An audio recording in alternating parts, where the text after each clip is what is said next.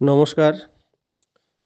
পশ্চিমবঙ্গের সমস্ত এনআইএস থেকে প্রশিক্ষণপ্রাপ্ত, ডিএলএড প্রশিক্ষণপ্রাপ্ত in service teacher, TET qualified চাকরি প্রত্যাশী চাকরি প্রার্থী বিগত 2022-এর নিয়োগ প্রক্রিয়ায় অংশগ্রহণকারী supreme court petitioner, high court petitioner, non petitioner, 2022 এবং 2023, 2014, 2017 সমস্ত ব্যাচে কোয়ালিফাই করা NIS DElEd TET qualified candidate, প্রত্যেক এনআইএস ডিএলএড ক্যান্ডিডেট রাজ্যের প্রত্যেকের প্রতি আমি কৌশিক দাস এই বার্তা দিচ্ছি। আমাদের সংগঠন এনআইএস ডিএলএড সংগ্রাম মঞ্চের তরফে আগামী 16 ফেব্রুয়ারি বিকাশ ভবন অভিযানের ডাক দেওয়া হয়েছে। আপনারা জানেন যে আমরা বিধাননগর কমিশনারেটে পারমিশন চেয়ে বারবার প্রত্যাখ্যাত হয়ে এবং বিভিন্ন ধরনের ভয়ভীতি প্রদর্শন ইত্যাদি উপেক্ষা করে কলকাতা হাইকোর্ট থেকে আমরা আগামী আন্দোলনের জন্য অনুমতি পেয়েছি। অনুমতি পাওয়ার ক্ষেত্রে সরকার পক্ষ যত ধরনের পেশিশক্তি, অর্থবল, লোকবল নিয়োগ করা যায় আমাদের বিরুদ্ধে করেছে। আমাদের আন্দোলনকে পিষে ফেলার মরণপণ চেষ্টা সরকার করেছে, কিন্তু পারেনি। তারা আমাদের বিরুদ্ধে, আমাদের মতো বেকার প্রাইভেট স্কুলের শিক্ষক, এদের বিরুদ্ধে রাজ্যের অ্যাডিশনাল অ্যাডভোকেট জেনারেলকে নামিয়েছে আমাদের আন্দোলনের পারমিশনের মামলার বিরুদ্ধে আর্গুমেন্ট করার জন্য। যে সব উকিলদের রাজ্য সরকারের তহবিল থেকে বেতন হয়, তাদের মধ্যে অ্যাডভোকেট জেনারেল সর্বোচ্চ এবং তার আন্ডারে কয়েকজন অ্যাডিশনাল অ্যাডভোকেট জেনারেল থেকে যাদের সমান পদমর্যাদা থাকে। তো রাজ্যের সর্বোচ্চ লিগ্যাল অফিসারকে আমাদের বিরুদ্ধে, আমাদের আন্দোলনটাকে বানচাল করার জন্য তারা নামিয়েছিল, কিন্তু তাদের সেই ইচ্ছা পূরণ হয়নি। মহামান্য কলকাতা হাইকোর্ট আমাদেরকে আন্দোলন করার জন্য পারমিশন দিয়েছে। সেই পারমিশন দেওয়ার পরেও নানা ধরনের দমন পীড়ন এবং ফোন করে থানায় ডাকা, এবং 13 তারিখ আমাদের পারমিশনের অর্ডার হয়ে যাওয়ার পরেও 15 তারিখ ব্যাক ডেটে আমাকে মেল করে আমাদের ক্যান্ডিডেটদের রুবাইয়াকে আরক্ষ ভবনে ডেপুটি কমিশনার স্পেশাল ব্রাঞ্চ ডেকে পাঠিয়েছে, এবং হাইকোর্টের স্পষ্ট নির্দেশ থাকা সত্ত্বেও আন্দোলন যাতে বানচাল করা যায়, অবজেকশন করা যায়, সেই ধরনের চেষ্টা লিখিতভাবে পাঠিয়েছে। আজকে রুবি যাচ্ছে, তাকে কি বলবে, কিন্তু আমাদের এই আন্দোলন কোনোভাবেই তারা দমন করতে পারবে না। হাইকোর্টের স্পষ্ট নির্দেশ থাকা সত্ত্বেও 15 তারিখ, 14 তারিখ ব্যাক ডেটে চিঠি করে আমাকে পাঠিয়েছে। 15 তারিখ সকালবেলা পাঠিয়ে বলছে 11টার মধ্যে আরক্ষ ভবনে আসতে হবে। ডেপুটি কমিশনার লিখে সাইন করে সেই চিঠি পাঠিয়েছে আমার মেলে। একটু আমি প্রত্যেক এনআইএস ডিএলএড ক্যান্ডিডেটকে ভাবার জন্য অনুরোধ করব যে সরকার পক্ষ কি ধরনের আগ্রাসন চালালে, আগ্রাসী মনোভাব থাকলে, দমন পীড়নের মনোভাব থাকলে আমাদের আন্দোলনটাকে দমন করার এরকম ধরনের চেষ্টা চালাচ্ছে। আমি আমার সকল সহযোদ্ধাদের অনুরোধ করব যে আপনারা প্রত্যেকে আপনার সাথে, আপনার পরিবারের যারা ভুক্তভোগী সরকারের এই ধরনের মনোভাবের, যাদের মানে আপনার চাকরিটা হচ্ছে না বলে যারা বঞ্চিত, আপনার পরিবারের প্রত্যেককে নিয়ে আগামী 16 তারিখ আমাদের আন্দোলনে সামিল হন। আমি একটা কথা বলি, যেটা হচ্ছে আমরা আগামী 16 তারিখ সৌরভ গাঙ্গুলি ক্রিকেট একাডেমির সামনে থেকে শুরু করে 3rd অ্যাভিনিউ দিয়ে আমরা প্রথমে এপিসি ভবন যাব। এপিসি ভবন হয়ে তারপরে আমরা বিকাশ ভবন যাব। এপিসি ভবনে আমরা কারোর সাথে, গৌতম পালের সাথে আমরা দেখা করতে চাই না। আমরা সরাসরি এপিসি ভবনে পোস্টার এবং ব্যানার আমরা লাগাবো যে আমরা তার পদত্যাগ চাই। তারপরে আমরা এগিয়ে যাব বিকাশ ভবনের দিকে, এবং বিকাশ ভবনে গিয়ে আমাদের দাবি আদায় না হওয়া অবধি আমরা সেখান থেকে কোনোভাবেই আমরা সরে আসব না। প্রত্যেক জেলা অ্যাডমিনকে আমি বলবো যে আপনারা, আমাদের যদি পুলিশ তুলেও নেয়, আমরা যারা সামনের সারিতে থাকবো, চিরঞ্জিত স্যার থাকতে পারেন, আমি থাকবো, আজিজ থাকবে, রুবি থাকবে, এরা আমরা যারা সামনের সারিতে থাকবো, তাদের যদি পুলিশ তুলেও নেয়, আন্দোলন কিন্তু বন্ধু ছেড়ে আসা যাবে না। প্রত্যেক জেলা অ্যাডমিন সামনের সারিতে এসে যেন লিড করে, দাবি আদায় হওয়া অবধি আমাদের কিন্তু সেখানে থাকতে হবে। আপনারা সাধারণ ক্যান্ডিডেটরা লক্ষ্য রাখবেন যে কোন জেলা অ্যাডমিন পেছন থেকে উঠে চলে যাচ্ছে।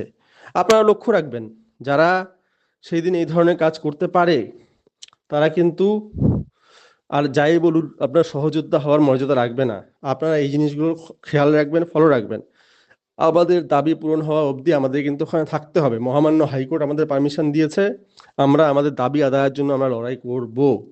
তাতে পুলিশ কি অ্যাকশন নেবে নেবে, আমাদের তাতে কিছু যায় আসে না। আপনারা এই অডিওটি শেয়ার করুন সমস্ত গ্রুপে, সবাইকে জানিয়ে দিন যে সরকার পক্ষ কি ধরনের দমনপীড়ন নীতি নিয়ে এনআইএসদের বিরুদ্ধে নেমেছে। এখন আমি বলতে যাচ্ছি যে আমাদের সেদিনের প্রোগ্রামটা কি হবে। আমরা সৌরভ গাঙ্গুলী ক্রিকেট একাডেমি থেকে শুরু করব, এপিসি ভবন প্রথমে আমরা যাব। এপিসি ভবনে গিয়ে আমরা সেখানে পোস্টার, ব্যানার এবং স্লোগান হবে। গৌতম পাল তার পদত্যাগের দাবিতে যা যা করণীয় আমরা করব। তারপরে আমরা সেখান থেকে 5-10 মিনিট সেখানে পজ করে কাজ আমরা ব্যানার এবং পোস্টার লাগিয়ে সেখান থেকে আমরা বিকাশ ভবনের দিকে এগিয়ে যাব। সেখানে 12:30টার মধ্যে মিছিল শেষ করে আমরা সেখানে দাবি আদায়ের জন্য আমরা অবস্থান শুরু করব। কেউ কিন্তু পিছন থেকে পালিয়ে আসতে পারবেন না, দয়া করে আসবেন না। কারণ 16 তারিখ আমাদের শেষ লড়াই, শেষ আন্দোলন। এরপরে আমরা আর আন্দোলনের ডাক দেব না, কারণ ভোটের আগে আর আন্দোলন করার সুযোগ পাওয়া যাবে না। আর ভোটের পরে আন্দোলন করে কতটা কি লাভ হবে সেটা আপনারাও জানেন। কাজেই এটা শেষ আন্দোলন, এই ধারণা মাথায় নিয়ে শেষ আন্দোলনে শেষ কামড় দেওয়ার জন্য, মরণ কামড় দেওয়ার জন্য আসুন। মনে রাখবেন যে 2014 সালে টেট পাসরা আন্দোলন করেছিল বলে পার্থ এবং মানিকবাবু নিজেদের পদ তাদের খোয়াতে হয়েছিল, এবং তাদের সাথে কি হয়েছিল আপনারা সকলেই জানেন। আমরা আন্দোলন করব, আমরা জনমানসে এত জনমত তৈরি করব যে রাজ্যের 1,93,000 এনআইএস ডিএলএড ক্যান্ডিডেট যেন আমাদের মতামতের সাথে মতামত মিলিয়ে তারা যেন তাদের ভোটটা দেয়। আমরা এই ধরনের জনমত গড়ে তুলব। তারপরেও আমাদের সাধারণ মানুষের যেগুলো কমন দাবি আমরা সেগুলোও তুলে ধরবো। যেমন কি গৌতম পাল এনসিটির নিয়ম থাকা সত্ত্বেও বছর বছর টেট কন্ডাক্ট করতে ব্যর্থ। রাজ্যের প্রাথমিক স্কুলগুলো সব বন্ধ হয়ে যাচ্ছে, রাজ্যের আপামর জনগণ সব দেখছে, কিন্তু গৌতম পাল শিক্ষক নিয়োগ না করে 5,000-10,000 ভ্যাকেন্সি দিয়ে রাজ্যের যারা চাকরি প্রার্থী তাদেরকে একে অপরের বিরুদ্ধে মামলা মোকদ্দমা করতে উস্কিয়ে দিচ্ছে। সেটা আমাদের সাথেও করেছে। হাইকোর্ট পিটিশনের গ্রুপ আলাদা করেছে, সুপ্রিম কোর্ট পিটিশনের গ্রুপ আলাদা করেছে, করে একজনকে একজনের বিরুদ্ধে লেলিয়ে দিয়েছে। এই ধরনের অপচেষ্টা তারা প্রত্যেকটা গ্রুপের সাথে করে যাচ্ছে। আর ডিভাইড অ্যান্ড রুল পলিসি খেলে তারা হচ্ছে নিজের মসনদে টিকে থাকার পয়তারা করছে। আমরা আগামী 16 তারিখ এর জবাব গৌতম পালের সাথে নেব। কারণ আমাদের ক্যান্ডিডেটরা, এনআইএস ডিএলএড ক্যান্ডিডেটরা যখন পর্ষদে যাচ্ছে চলমান নিয়োগ প্রক্রিয়া ইন্টারভিউ দেওয়ার জন্য, তাদের সাথে মস্তানি গুন্ডামি করা হচ্ছে, তাদেরকে বলা হচ্ছে এদেরকে ঘাড় ধাক্কা দিয়ে বের করে দাও। গৌতম পাল একজন প্রাথমিক শিক্ষা পর্ষদের সভাপতি হয়ে এই ধরনের কথা একজন ক্যান্ডিডেটকে কিভাবে বলতে পারে? তার কাছ থেকে রেজিস্ট্রেশন ফিস নিয়ে তাকে কল লেটার ইস্যু করে তার সাথে এই ধরনের কাজ কি করে করতে পারে? তাদের মধ্যে কোনো সৎসাহস নেই যে তারা একটা নোটিশ দিয়ে সেখানে বলবে যে NIS D.El.Ed candidate are not allowed. প্রত্যেকটা ইন্টারভিউয়ের ডেটে এনআইএস ক্যান্ডিডেটরা পর্ষদে যাচ্ছে, তাদেরকে ঘাড় ধাক্কা দিয়ে বের করে দেওয়া হচ্ছে। কেন? কেন একটা নোটিশ দিয়ে তারা বলতে পারছে না? কেন?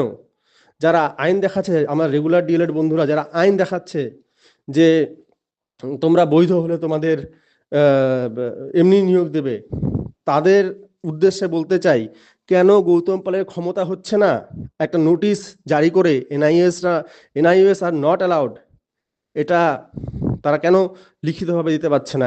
একটা নোটিশ কেন দিতে পারছে না? তাদের কেন চুপি চুপি ভারবালি তাদেরকে বের করে দিচ্ছে, ঘাড় ধাক্কা দিয়ে পেশি শক্তি প্রয়োগ করে বের করে দিচ্ছে? তারা ভিডিও করলে তাদের মোবাইল ছিনতাই করে নিচ্ছে। একটা রাজ্য সরকারের সর্বোচ্চ দপ্তরে একটা সাধারণ ক্যান্ডিডেট থেকে মোবাইল ছিনতাই করে নেওয়া হয়। এর থেকে বোঝা যায় যে আমাদের রাজ্যের আইন শৃঙ্খলার কি দশা আছে। যেখানে আইনের পীঠস্থান, যেখানে আইনের প্রতিপালন হওয়ার কথা, সেখানেই গুন্ডামি মস্তানি করছে কারা? যারা শীর্ষে বসে আছে। এই গুন্ডামি মস্তানির জবাব আমাদের বন্ধু 16 তারিখ দিতে হবে। যারা ইন্টারভিউতে গিয়ে ফিরে আসছেন, যারা ইন্টারভিউতে দিতে যাবেন, তারা প্রস্তুতি নিন যে এই অপমানের জবাব কিন্তু দিতে হবে। গৌতম পালকে আমরা আগামী 16 তারিখ জিজ্ঞেস করব যে স্যার এখন আসুন, এখন এসে আমাদের এখান থেকে ঘাড় ধাক্কা দিয়ে বের করে দিন, দেখি কে কার ঘাড় ধাক্কা দিয়ে কাকে বের করে দেয়। সেই জবাবটা আমরা আগামী 16 তারিখ কিন্তু নিয়ে নিব। এই বিষয়টা নিজের মধ্যে জাগাতে হবে, এই আলোটা, এই আগুনটা নিজের মধ্যে জাগাতে হবে। এই যে অপমান, এই কথাটা যদি কারো গায়ে না লাগে যে এদেরকে ঘাড় ধাক্কা দিয়ে বের করে দাও, তাহলে আমি বলবো তার রক্ত জলের সমান। তার রক্ত শরীরে আর গরম নয়, তার শীতল রক্ত, সে সরীসৃপে পরিণত হয়েছে। আগামী 16 তারিখ আমরা বিকাশ ভবনে মাননীয় শিক্ষামন্ত্রীর কাছে আমরা জানতে চাইব যে এরকম একজন অযোগ্য ব্যক্তিকে কেন প্রাথমিক শিক্ষা পর্ষদের সর্বোচ্চ চেয়ারে বসিয়ে রাখা হয়েছে। এই অযোগ্য ব্যক্তিটাকে কবে তারা সরাবে, কি পরিকল্পনা করছে এই উত্তর। 1233-এর নিয়োগ কবে হবে এই উত্তর। যাদের ভেরিফিকেশন হয়ে গেছে হাইকোর্টের পিটিশনার যারা, তাদের কি করা হবে, তাদের সাথে কি ভাবনা করা হচ্ছে সেই উত্তর। যারা অনগোয়িং রিক্রুটমেন্টে ইন্টারভিউ দিতে যাচ্ছে তাদেরকে কবে অ্যালাউ করা হবে সেই উত্তর। এই উত্তর না নিয়ে কিন্তু বন্ধু ফিরে আসা যাবে না। এই প্রতিজ্ঞা মনে নিয়ে আপনাদের 16 তারিখ আসতে হবে। গৌতম পাল কি করে ঘাড় ধাক্কা দিয়ে বের করে দেয়, আমাদের 16 তারিখ যেন গৌতম পাল নিজে মাঠে নেমে এসে দেখিয়ে দেয়।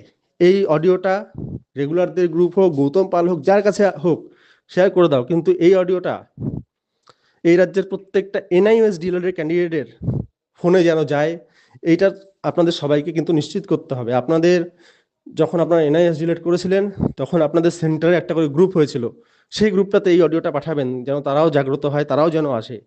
রাজ্যের সমস্ত কোণা থেকে এনআইএস ডিএলএড ক্যান্ডিডেটদের আমি সেদিন আহ্বান করছি যে তারা যেন আন্দোলনে আসে, আর এনআইএস ডিএলএড ক্যান্ডিডেটদের ইন্টারভিউয়ের মাঠ থেকে কেমন করে ঘাড় ধাক্কা দিয়ে বের করে দেওয়া হয় সেই উত্তরটা যেন গৌতম পাল আমাদের দিয়ে যায়। আর যদি তিনি না দিয়ে যেতে পারেন, আমরা তার থেকে উত্তর কিভাবে আদায় করতে হয় আমরা সেটা 16 তারিখ বুঝে নেব। সকলকে ধন্যবাদ জানিয়ে আমি আমার অডিও বার্তা শেষ করছি। আপনারা দয়া করে এই অডিওটি প্রত্যেকটি গ্রুপে শেয়ার করবেন এবং প্রত্যেককে আগামী 16 তারিখ কড়াই গন্ডা হিসাব বুঝে নেওয়ার জন্য আপনারা উদ্বুদ্ধ করবেন। ধন্যবাদ।